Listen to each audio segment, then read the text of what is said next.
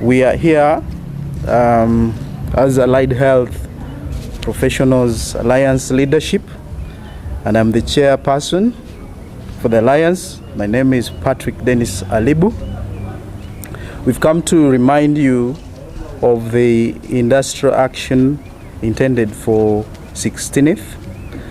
That is coming following a notice that we made on the 25th of April over a number of issues, but most importantly on huge salary disparities that exist in the health sector based on what government promised to allot to the professionals.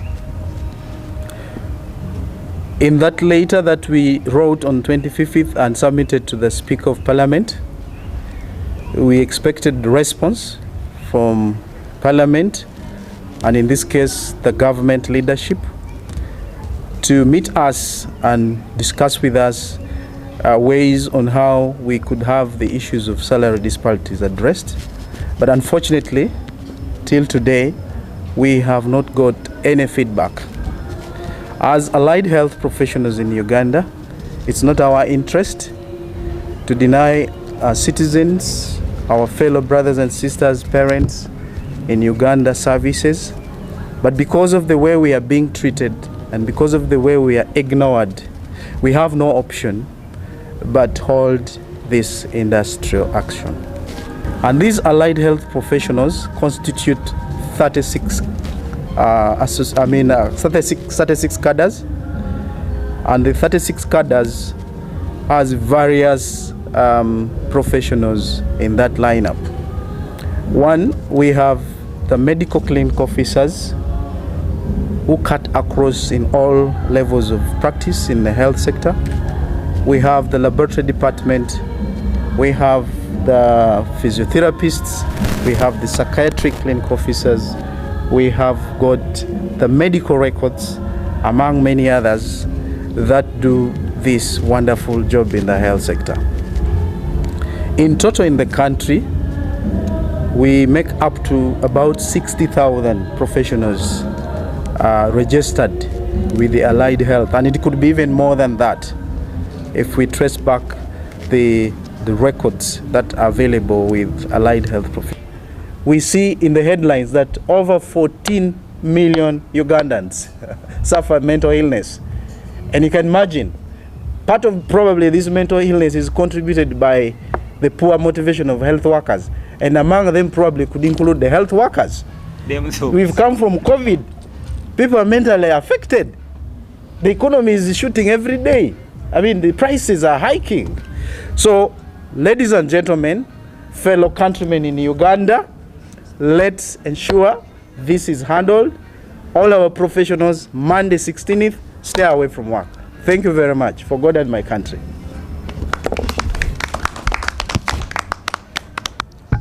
So we are appealing for government to come in. We know our president is a listening president, and this is have reached him. He has given directives, but people below him are not acting. This time, for us to send our message to the countrymen that we are dying, and our death is being caused by our colleagues. That's why we are calling for industrial action. And I appeal to all health assistants wherever you are, health inspectors wherever you are, environmental officers wherever you are, on Monday, come Monday, start home. Please start home. Industrial action starts on Monday until our issues are addressed by our government. I call upon countrymen and women to understand us. You know, difficult situations call for difficult responses. We are in a very difficult situation. Somalis say that a camel never refuses any load, but a misplaced string shall always make it rebel. We have allowed all this load, but it's too much. This time for action. Thank you very much. I remain M. Rimbaha, the President of Environmental Workers Association of Uganda. and we are in it together. We are over 10,000 registered, both at all levels, the health assistants, health inspectors, and environmental health officers, registered by Allied Health Professional Council. My name is Paul Chaterekera, a medical clinical officer, and I am the president of medical clinical officers profession in Uganda. So Ministry of Health has discriminated allied health professionals in this way. They are rejecting the schemes of services, telling the officers in the Allied Health Professions Council to remove the degrees so that now the schemes of services can proceed to the higher levels of approval, which we are saying no. We should allow all other. Actually, Ministry of Public Service has a professionalization policy where all health workers should be able to self-propagate, that you can move from certificate to diploma to degree to PhD to master's and PhD. That is what we call professionalization. So we should be allowed to progress. But now there is that systemic kind of discrimination that you shouldn't allow other cadres, especially the allied, to acquire a degree. And when their degrees and their schemes of services, you reject. This one is part of what is taking us to the industrial action, among other issues like salary. Then schemes of service is also very important. If this is not looked into according to us, in addition to the salary, us health workers are also health workers, especially clinical officers. We are very ready, and on Monday, because we wrote this letter, petition went to the Speaker of Parliament, and all these issues were put here clearly. So nothing has come out from there. So on Monday, we are going to lay down our tools as clinical officers in Uganda because of these very issues.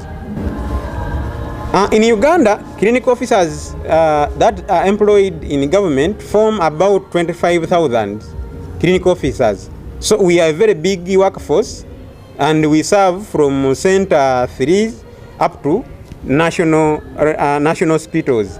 So clinical officers are there. When we sit down, that starting Monday, I don't think this will be the best, but I think we are pressed to the wall. As part of the allied health professionals, we have to do this. Probably that's when government will listen and probably be able to talk about the people in the system that are oppressing and discriminating us as allied health professionals. Thank you very much. I remain Chaterekera Paul, the president of Clinical Officers Professionals, Uganda.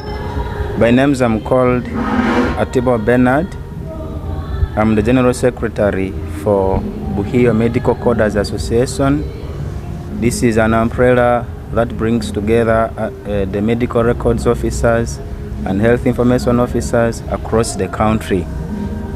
We are proud to be part of this alliance because we belong to Allied Health Council, and our activities and our performance is also regulated by Allied Health Professional Council. Like my colleague, the chairperson for the alliance, has talked a lot about the whole thing. I'm not going to repeat, but I'm just going to strictly talk about the issue of salary disparity. Currently, as a medical records officer, we earn 318,000. That is the basic pay. U7. It is U7. But we are saying we do not want this. We are not administrators. We are health workers. We want U7 medical, and we want that 1.3 million. And as medical records assistants and medical records officers countrywide, we are over 3,000. So I'm calling upon all these 3,000 officers to lay down their tools because their voices have not been heard. I'm by the names of Alex Kachwano. I am the Secretary General of Medical Clinical Officers Professionals Uganda, and in the alliance I'm the Secretary. As our previous speakers have put it, allied health professions, we contribute a lot to the health sector. Together with the nurses, we contribute 80% of the services that is delivered to the country.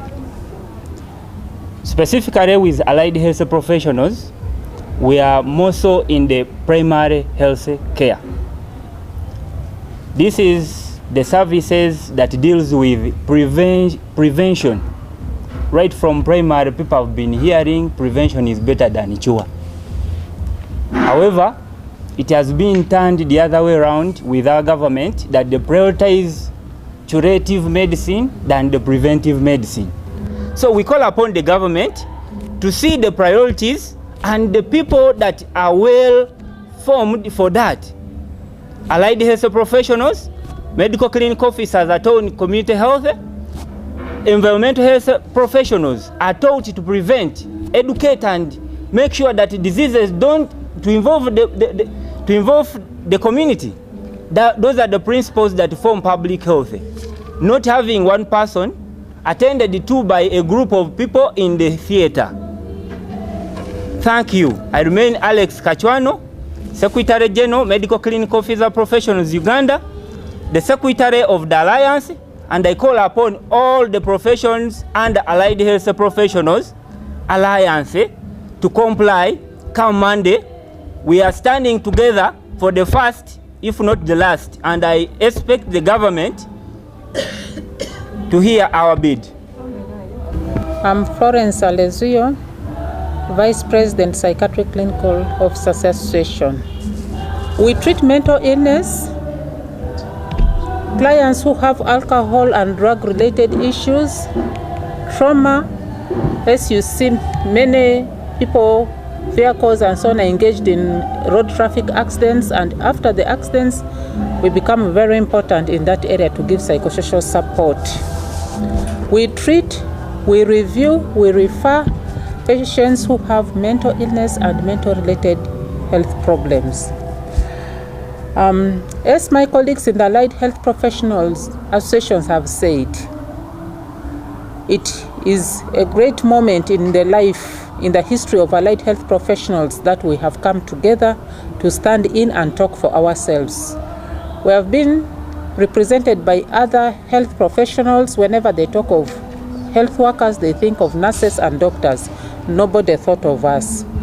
And the new vision that showed that 14 million people in Uganda have mental health related issues, and this 14 million is being treated by 500 psychiatric clinical officers. It's really very traumatizing, and at the end of the day, you'll find that the number will increase, because these health workers who are treating the 14 million without very little pay will end up being patients themselves.